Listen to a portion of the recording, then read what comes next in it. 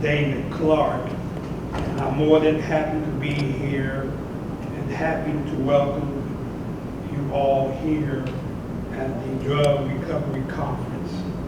This conference is designed for the clergy and the community, emphasizing the services that the clergy offer to their parishioners and to the community. So many things are happening in the rehabilitation industry, and it's very valuable that the clergy update and stay abreast to what's happening because of what's going on in the community. And so this afternoon, we're going to start with our guest all the way from Akron, Ohio, and one of the most prolific anesthesiologists in the country. And he's going to share his unique approach to addressing and combating the opioid crisis. Let's receive Dr. Thomas Mark. Thank you. So, yes, my name is Dr. Mark. I am the chairman of the Department of Anesthesia at SUMA. Just so you have a little bit of an idea, SUMA is it's in Akron. It's a 3-hospital system. It's quite large. We do approximately 22,000 surgeries I'll be with you later as well. every year. We're running about 30 ORs. Yes. So it's a big place. We do a lot of different types of surgery. One of them, yes, I started back in January, so it's almost Probably about 4 or 5 years ago, we started off on a journey to see, hey, is there a better way to nice meeting do you as well. anesthesia not using opiates? I'm sure everybody's aware, but Summit County is one of the worst counties in the state of Ohio as far as the opiate crisis. Nationally, Ohio is one of the worst states in our union. 2018, we had 4,800 opiate or drug overdose deaths. So think about that number, almost 5,000. Nationally, 72,000. So it's one of the leading causes. So clearly, we said, is there something that we can do? Because obviously, anesthesia, we use opiates. Is there something we can do to help this problem? I'm not going to spend much time on this, but this is a very interesting story. This is a lecture in and of itself, how we got here. Basically, the story of pain in medicine in the United States. I'll just give you just a quick couple points. Prior to the 90s, when really everything started, right? Everything went bad in the 90s. Prior to that, whether it was in the ORs with anesthesia, or whether it was in the ER, or whether it was up on the floors, just whatever. In medicine, we typically use only natural opiates. There's really only 2 natural opiates, and that's morphine and codeine. So that was before all the synthetics like Dilaudid, fentanyl, and then obviously the advent of OxyContin, that came out with Purdue Pharma. So in the mid-90s, there was this big push for people to not have pain. They said, probably rightly so, that we weren't doing enough to address a patient's pain when they were in the hospital. Whether it was post-surgical or through the ER. A lot of that was pushed by the pharmaceuticals who had come out with these new synthetic opiates. And just so everybody knows, the difference between natural and synthetic opiates is with synthetic opiates, they're much more powerful, and their side effects, including addiction, is much worse. Okay, so some of the things that they cause are worse. So through an aggressive marketing campaign, and many would call it not based in truth, by these large pharmaceuticals, they kind of formed almost an alliance with the Pain Society, the Veterans Association, the Federation of State Medical Boards, and basically said, look, you have to join commission you have to address pain. We're going to rate you on it. We're going to base your certification on it.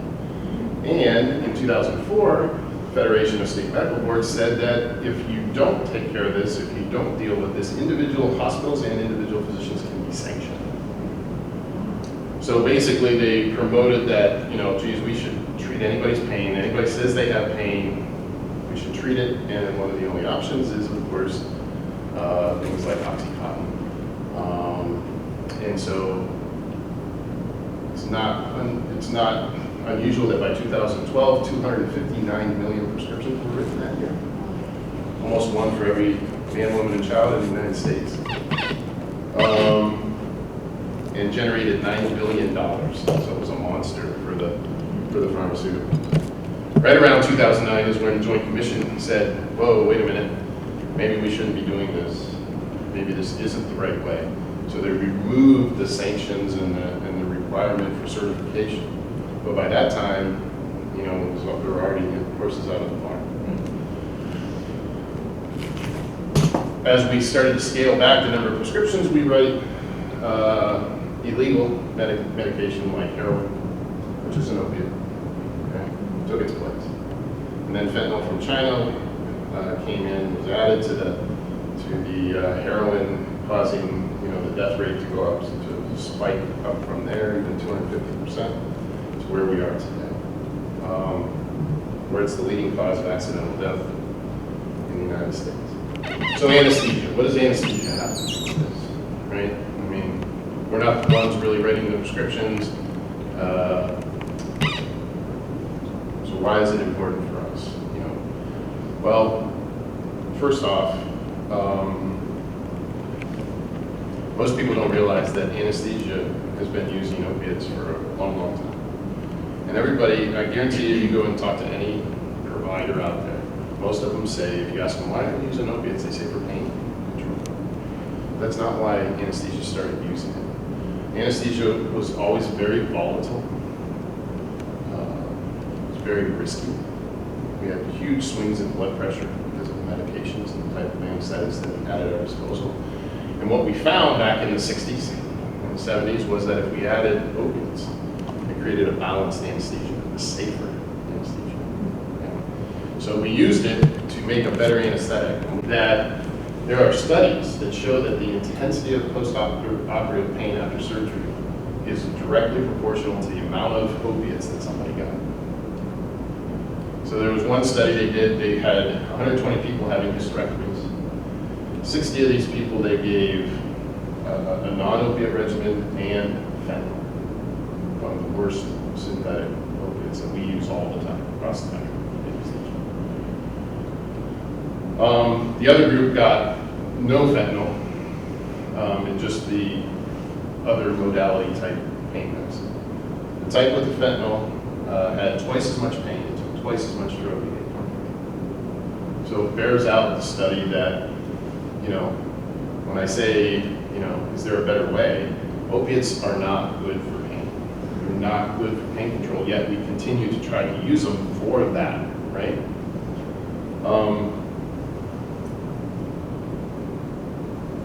So I'm going to take that piece, and all the stuff I just said, right? The addiction, because the cost to this society, they estimated last year was in the neighborhood with all the trickle-down costs and all the secondary costs was about $500 billion, right? About $500 billion.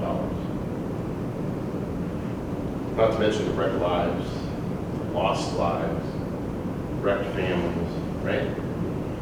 So just that, I would think almost every anesthesia group would be like, how can we not start this process? Because we do 50 million cases in surgical cases in this country. So think about that. So 2% are going to be addicted. That means 1 million patients per year are going to be newly addicted to medicine every year we do surgery. It's unacceptable, right? So just based on that, just based on these studies that show that really the narcotics really don't help, they just knock you out, they end up making it worse, we should stop, right? But it gets better. There's even another bucket of badness with narcotics. So let's take this part, move it to the side for 1 minute, and talk about ORADs. So ORADs is an acronym, opiate-related adverse drug events. Okay? About 13% of all surgical patients that receive narcotics have at least one ORAD. What are ORADs? So basically side effects, right? Respiratory depression, that's what people die of when they have an arrest. They stop breathing. Right? So we know that. Constipation, people's bowels don't work. They stay in the hospital longer after surgery because they can't eat, their bowels aren't working properly. Urinary retention. There's a big one, immunosuppression. In 2017, they did a study showing that soft tissue tumors of the breast, that fentanyl is actually a carcinogenic and lowers the 5-year survival if you get it during surgery. If you're having surgery to take care of this tumor, if you have an opiate, it makes it worse, right? Hyperalgesia, we talked about that, histamine release, nausea, vomiting, smooth muscle spasm, which causes pain. So we're giving you narcotic to help the pain, but then we're causing the pain. Hormonal effects. It messes up, and all these effects last, even though, like, say, fentanyl, the half-life of fentanyl, supposedly helping you with your pain is half hour to an hour. These effects last weeks. So your hormones get messed up, causes sedation, dysphoria, on and on, right? It's a huge list. So, like I said, 13% experience one of these, and the severity and the number that you get depends on the amount of opiates you receive. So let's look at it. If you have one ORAD, your mortality rate is 27 to 30 times higher post-surgery. It goes from almost 0 to just under 3% mortality. 2 days hospital stay. Up to $8,800 increase in cost. The need to be discharged to an extended care facility is 3 times higher. Readmission rate is 30 to 40%. This study has been redone over and over again and has come up with the same statistics. So think about this just for a second. 50 million cases, 13% is like 6 to 7 million people that then have an ORAD, right? If you accept that $8,800 cost, that's over $400 billion to our medical system. So think about that. We're trying to get health care for people, and we're wasting and throwing away $400 billion by delivering poor care to patients. And at the same time, getting them addicted, 2% addicted. So you have the addiction issue, and you have the financial issue, and not to mention, if you're one of these patients that have an ORAD, did you get good care? If you look at this list of what's going on, right? So both buckets of bad are bad, right? You have 2 buckets of badness. We shouldn't be using them if we can avoid them. So back to what we did. So 4 or 5 years ago, we said, okay, we want to get to know opiates, or as close as we can. Because we feel like we have that responsibility to the community, to our patients, to our healthcare system. So we set up a program consisting of three arms. One was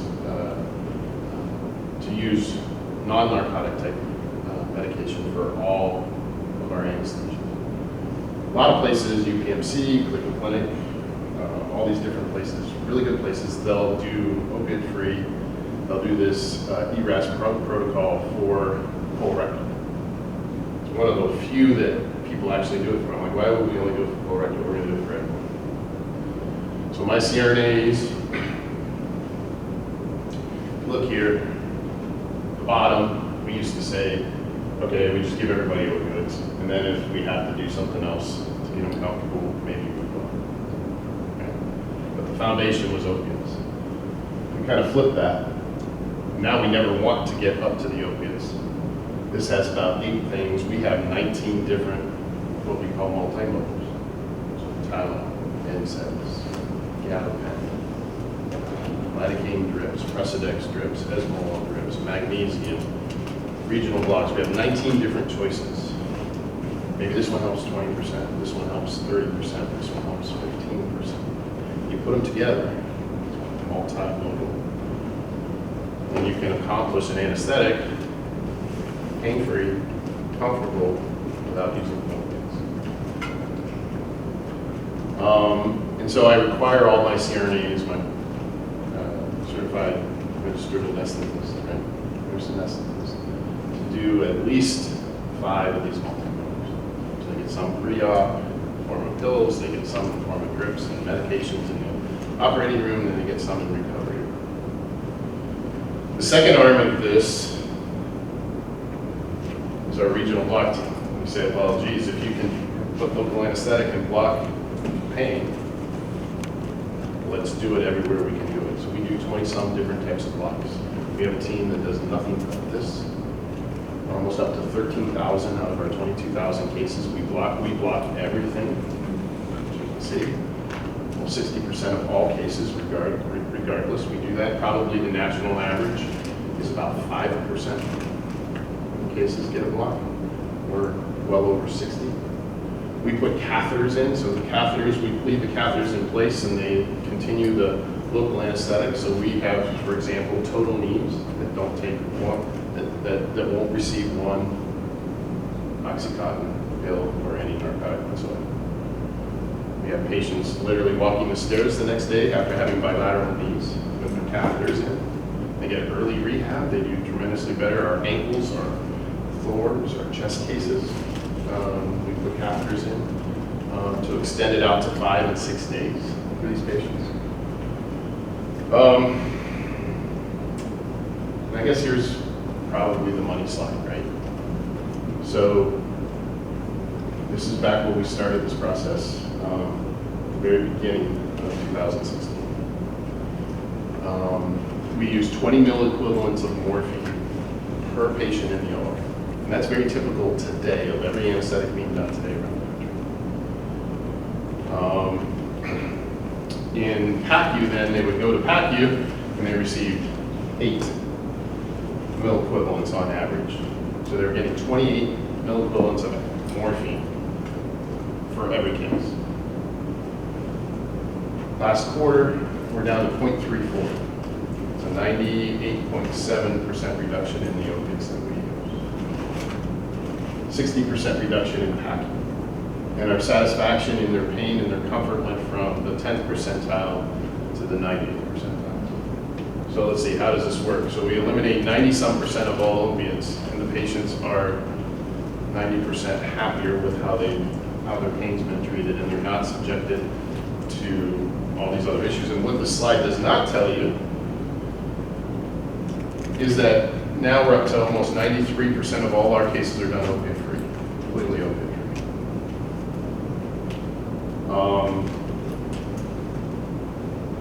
And we've seen it with the ORADs.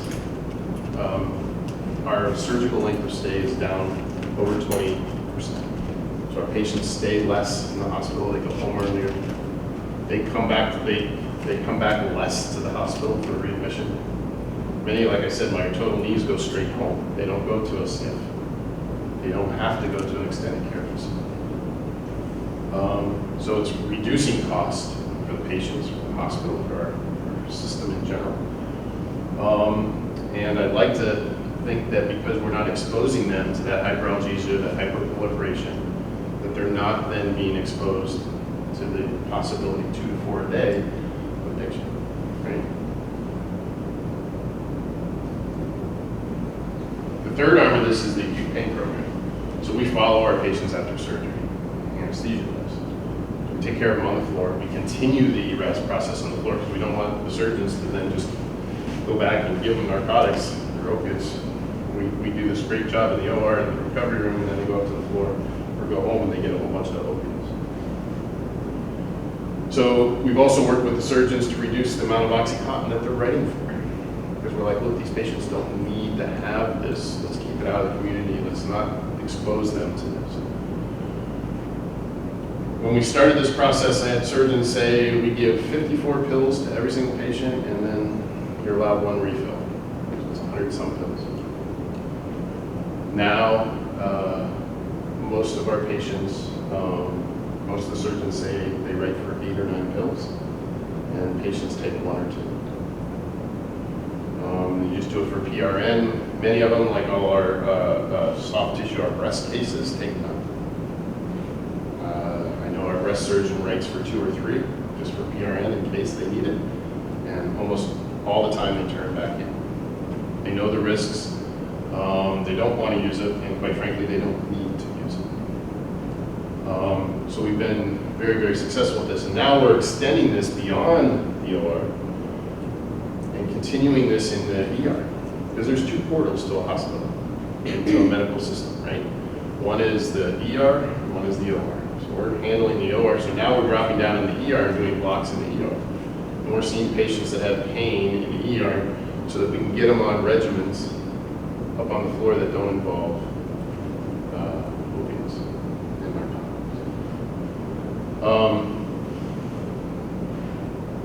I guess my last, piece would be that, for the different communities out here that, maybe are watching this or that hear about this, what I would ask you is to advocate for this. Your hospital should provide this. We're doing it at a big hospital, at a big tertiary care, 90-some% opiate free. Our patients and the results, patients are doing tremendously better. If I'm having surgery, if my family's having surgery, I want this, right? So there should be advocacy for hospitals to provide this kind of thing. There should be advocacy for CMS and insurance companies to incentivize this, to incentivize people to do regional.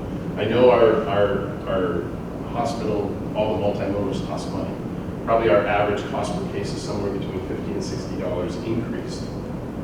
Now the hospital probably gets that on the back end, but they've committed to this because they know it's the right thing to do, and it's better health care anyway. Remember I told you the $400-some billion that we waste? We could save that if we incentivize this kind of behavior across the country.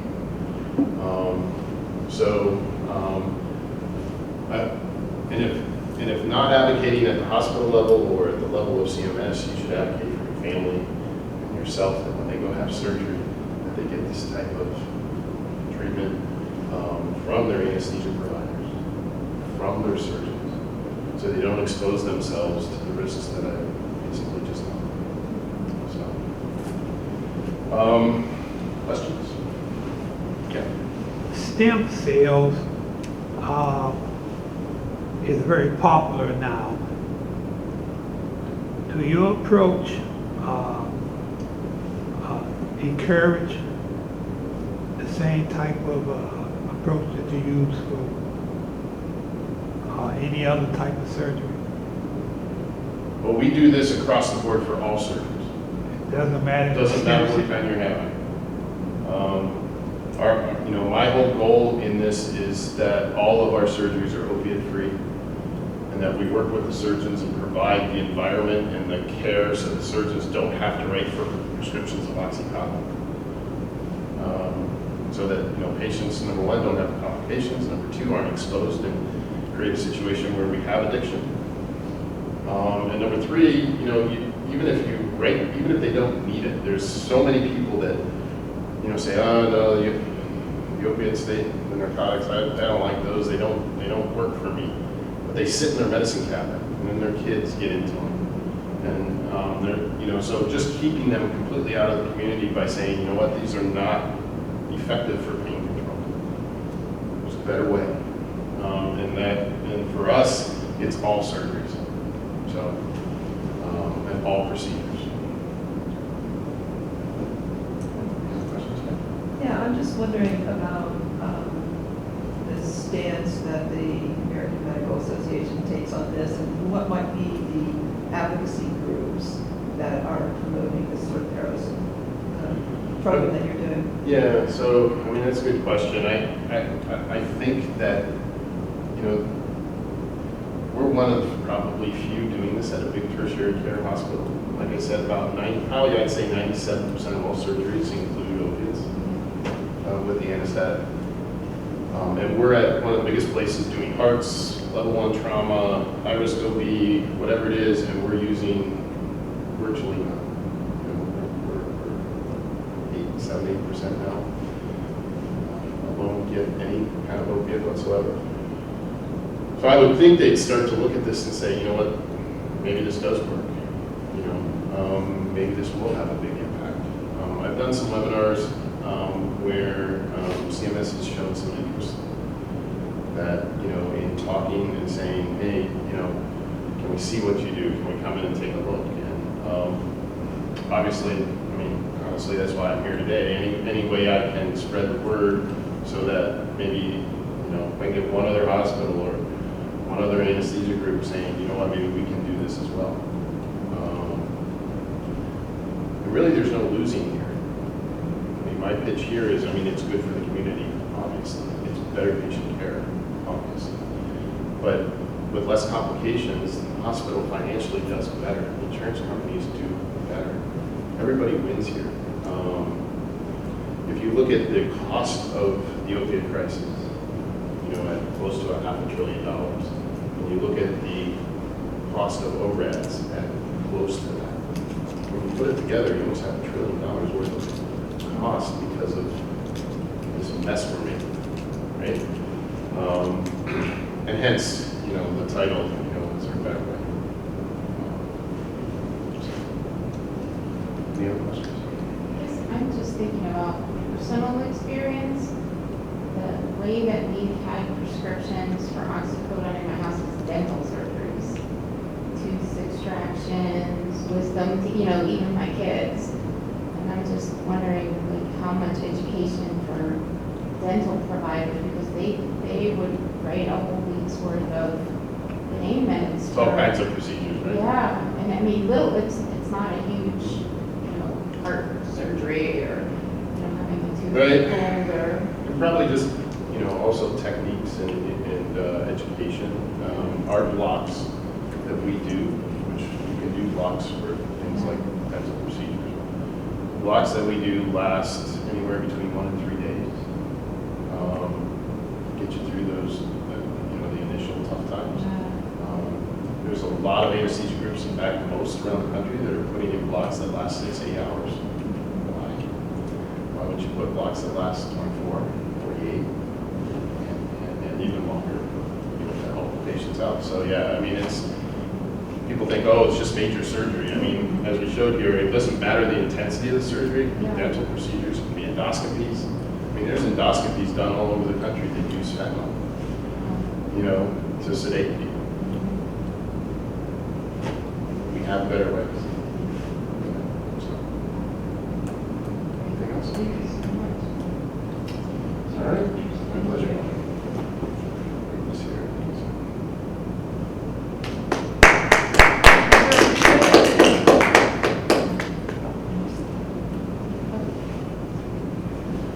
I got a question. Sure. Are you, how many states are you in?